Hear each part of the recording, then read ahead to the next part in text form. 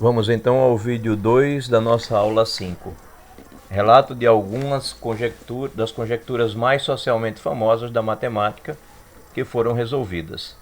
Então, o problema das quatro cores. Dado um mapa geográfico qualquer no plano, qual o número mínimo de cores que se deve usar para pintá-lo, de modo que cada país tenha uma cor e que países com fronteiras em comum tenham cores diferentes? Como uma primeira resposta, um simples desenho é suficiente para se convencer que apenas três cores não bastam. Essa questão está inclusive proposta nos exercícios do nosso livro-texto. Conjecturou-se que quatro cores seriam suficientes. O interessante é que essa conjectura foi formulada pela primeira vez por Francis Guthrie, irmão de Frederick Guthrie, um aluno de De Morgan. Em 1847, Francis pediu ao irmão que perguntasse a De Morgan se sua resposta estava certa. Veja, surgiu a conjectura de uma maneira bem inocente. De Morgan não conseguiu resolver o problema e o repassou a outros matemáticos que também não conseguiram resolvê-lo. Aí só em 1878, o matemático inglês Arthur Cayley propôs a questão à Sociedade de Matemática de Londres. E em 1890, na tentativa de resolvê-la, o também matemático inglês P.J. Howard provou que pelo menos 5 cores eram suficientes. O número mínimo de 4 cores estava confirmado, só restava uma demonstração. O problema logo tornou-se desafiador e famoso, resistindo às várias tentativas de demonstrá-lo, até que em 1976 o famoso jornal americano The New York Times anunciou que haviam feito a tão procurada demonstração. A manchete espalhou-se também em revistas e jornais de todo o mundo, um caso raro para um feito matemático, que não costuma ser tão propagado assim. A prova dessa conjectura foi dada pelos matemáticos americanos Kenneth Apple e Wolfgang Haken. Esse foi o primeiro teorema famoso cuja demonstração foi feita com auxílio computacional. A demonstração analisa um número tão grande de possíveis casos que torna humanamente impossível checá-los. É claro que isso daí causou algum tipo de incômodo. De imediato surgiram as críticas de alguns puristas que gostariam de realmente ver e sentir a demonstração, como sempre foi possível com as demais demonstrações. A busca de uma teoria que pudesse resolver o problema das quatro cores deu um grande avanço no desenvolvimento de uma área da matemática chamada teoria dos grafos, hoje de grande aplicabilidade a diversos problemas práticos. Eu gostaria de ressaltar que isso não é incomum até hoje. Muitas demonstrações são alcançadas por meio de procedimentos computacionais, devido ao número de contas ser bastante grande, mas existe sempre uma expectativa de humanizar a demonstração. Inclusive é muito comum que um fato matemático seja demonstrado computacionalmente e mais tarde apareça o que a gente chama de humanização da demonstração. Em várias áreas isso acontece. Até os gênios se enganam. Em 1640, Pierre de Fermat conjecturou que os números da forma fn igual a 2 elevado a 2 elevado a n mais 1, com n sendo entre os naturais, começando do 1 em diante, eram números primos. Mas Fermat foi traído por seus cálculos. Em 1732, Euler, com sua usual habilidade em lidar com números muito grandes, mostrou que 2 elevado a 2 a quinta, ou seja, 2 elevado a 32, mais 1 pode ser decomposto dessa maneira. Então, veja, Euler mostrou que não era verdade o que Fermat havia afirmado. Na verdade, Euler vai aparecer nesses nossos comentários várias vezes, desfazendo pequenos enganos, conjecturas que não eram verdadeiras e que ele, devido à sua habilidade em lidar com números grandes, mostrou que não eram verdadeiras. Os números da forma 2 elevado a 2 elevado a n mais 1 ficaram conhecidos como números de Fermat e os números primos dessa forma como primos de Fermat. Até o momento, mesmo com todo o avanço computacional, não se conseguiu encontrar outros primos de Fermat, além dos 5 primeiros que ele mesmo já conhecia. Mas os números também enganaram Euler e, é claro, enganam muita gente ainda hoje. No caso de Euler, ele conjecturou que se n é maior ou igual que 3, se k é um número inteiro positivo, então é necessário pelo menos a soma de n enésimas potências inteiras, ou seja, uma soma aí com n enésimas potências para descrever a potência k elevado a n. Mas acontece que em 1966, num artigo do Boletim da Sociedade Matemática Americana, esses dois senhores, Lander e Parkin, eles mostraram com um simples exemplo que Euler estava enganado. Eles mostraram que dá para escrever 144 à quinta com apenas essas 4 potências de 5. Dessa história se tira a lição de que, de vez em quando, temos também o direito de ousar em nossas opiniões sem ter medo de errar. Afinal de contas, se Euler tentava e errava, se Fermat tentava e errava, porque não devemos fazer o mesmo? A gente deve continuar tentando, errando, acertando, e as descobertas em matemática acontecem exatamente assim. E a sensação do século? No século passado, o século XX, a busca pelo último teorema de Fermat, a demonstração do último teorema de Fermat, foi alcançada justamente no ano de 1995, na verdade.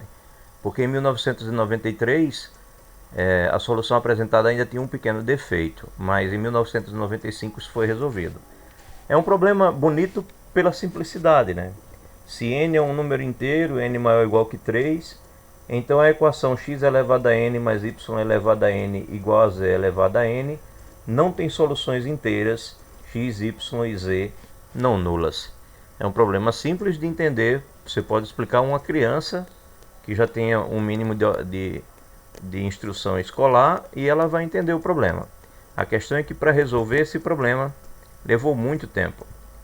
Por volta de 1637, na margem do seu exemplar do livro Aritmética de Diofanto, justamente no ponto em que Diofanto encontra infinitas soluções inteiras para a equação x² mais y² igual a z², Fermat escreveu mais uma de suas anotações, porque era um hábito dele escrever anotações que deixavam todos os matemáticos intrigados na época, onde ele registrava que tinha descoberto um resultado sensacional, mas que naquela margem do livro não dispunha de espaço suficiente para prová-lo. Era exatamente esse resultado que citamos agora há pouco e que é conhecido até hoje como o último teorema de Fermat. Bem, apesar dele ter dito que havia provado, essa prova nunca foi encontrada, provavelmente não existiu. Entre os matemáticos famosos que provaram casos particulares ou parciais do teorema para certos expoentes n, estão, novamente, o próprio Euler, que provou para n igual a 3, Sophie Germain, para certos casos envolvendo os primos de Sophie Germain, que são os primos p, tais que 2p mais 1 também são primos, Dirichlet, que provou para n igual a 5 e para n igual a 14, Legendre, que provou para n igual a 5, Lamé, que provou para n igual a 7, Kummer, para certos tipos de primo, entre dezenas de outros matemáticos, para você ver a importância desse resultado. O caminho para resolvê-lo residia no surgimento de novas técnicas e teorias, o que muito contribuiu para o desenvolvimento de um ramo da matemática, hoje conhecido como teoria algébrica dos números.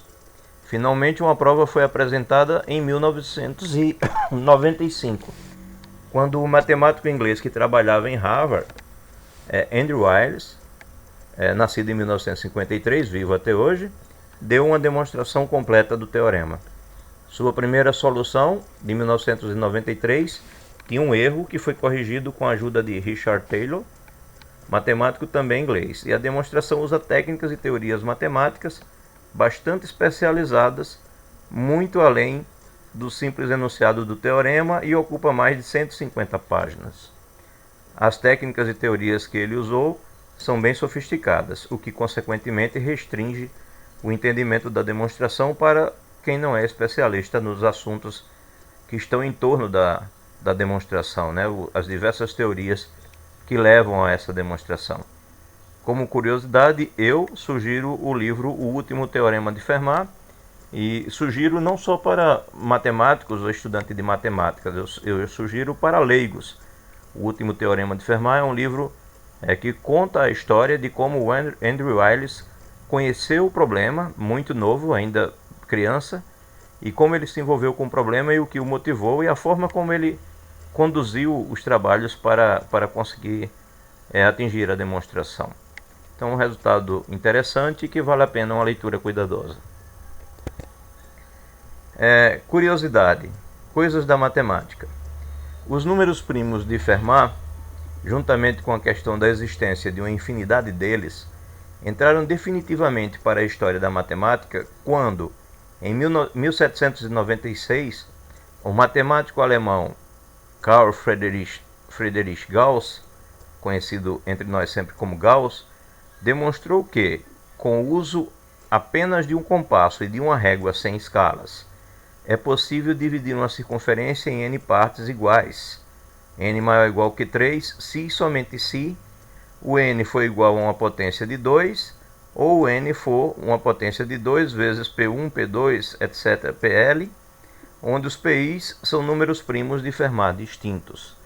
Ou seja, Gauss resolveu um problema geométrico utilizando os números de Fermat. Um casamento entre duas áreas distintas da matemática. Isso é sempre desejável, são sempre resultados que se busca muito entre os pesquisadores. O problema da divisão de uma circunferência em partes iguais remonta à Grécia Antiga.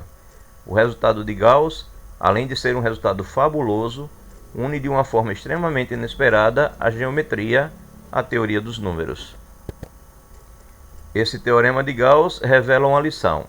Mostra que, às vezes, alguma descoberta matemática que aparentemente e naquele momento não tem aplicação prática imediata e parece ser apenas teórica, pode tornar-se indispensável para a resolução de futuros problemas práticos, inclusive fora daquela área em que aquele resultado se encontra. Casos desse tipo na matemática, como por exemplo o das geometrias não euclidianas, que só muito tempo depois de descobertas foram utilizadas para dar sustentação matemática à teoria da relatividade do famoso físico Albert Einstein.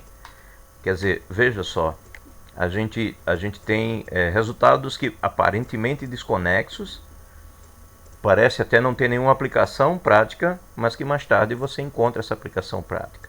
Isso mostra a importância da matemática básica ser estudada, mesmo que aparentemente não tenha aplicação. Atualmente, alguns resultados da teoria dos números, que aparentemente eram apenas teóricos, estão sendo largamente empregados na área de código de emissões de mensagens, que a gente chama de criptografia, e você pode ver exemplos e exposição sobre esse tema em vários lugares. Faça busca na internet. O nosso livro-texto oferece essa fonte, né? Collier 2003. Bem, a conjectura de Goldbach. Vamos deixar para falar da conjectura de Goldbach no vídeo 3, para não alongarmos muito esse nosso vídeo.